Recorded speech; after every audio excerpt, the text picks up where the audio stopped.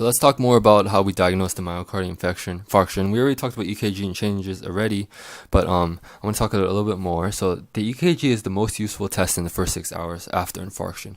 So we still have the biomarkers that we can use, but those take a little bit of time to leak out of the dead cardiac cells.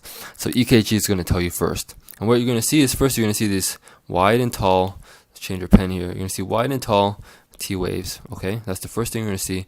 You might also see ST elevations. Now, a few days later, 1 to 2 days later, ST elevations remain, but what's going to happen is your T wave is going to invert, and now you can see a Q wave. So note that Q waves aren't necessarily abnormal, but there's something called a pathologic Q wave, and that's a Q wave that's deeper than usual and it's wider, so it's very deep, as you can see in this picture.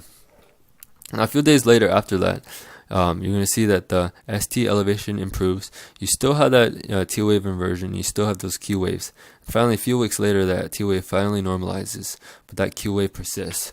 So if you see a patient with only like a normal EKG, but they have those pathologic Q waves, those deep, wide Q waves, you can probably guess that they had a previous MI, because that's the thing on the EKG that's going to persist no matter how long you wait, no matter how long has passed.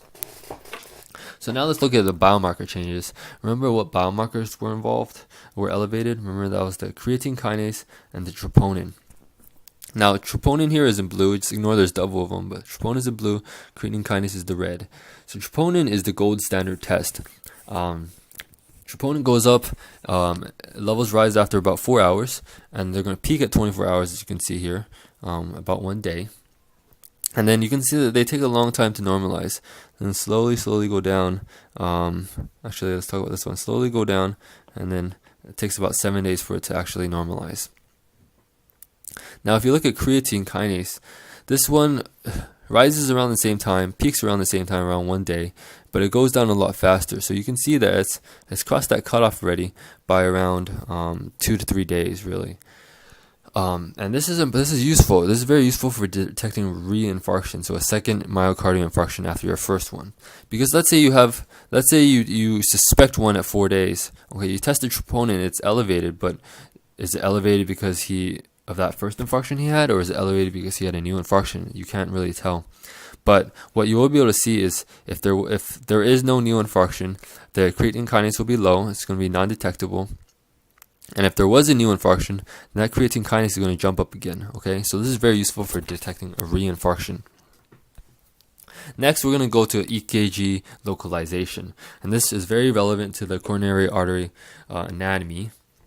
Now, what you're going to see is the ST elevation in specific leads. So it's not like every lead on that EKG is going to be ST elevation. It's going to be that whatever artery died is going to have whatever part of that muscle that was supplied by that artery that's blocked off, the muscle dies, and it's going to lead to ST elevation in specific leads.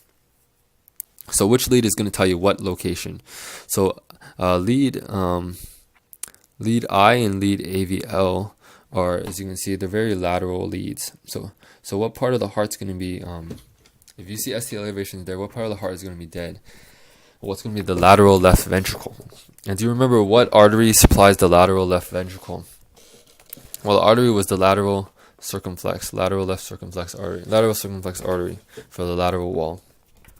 Now, if you look at leads 2, 3, and AVF, you see that these are the lower leads. Okay, so what part of the heart is this going to be? This is going to be the inferior wall of the heart. And do you remember what artery supplies the inferior wall of the heart?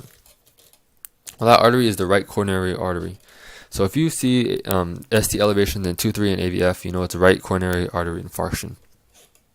Now we're going to go to V1, V2, V3, V4. So you can see here. So what part of the heart is this?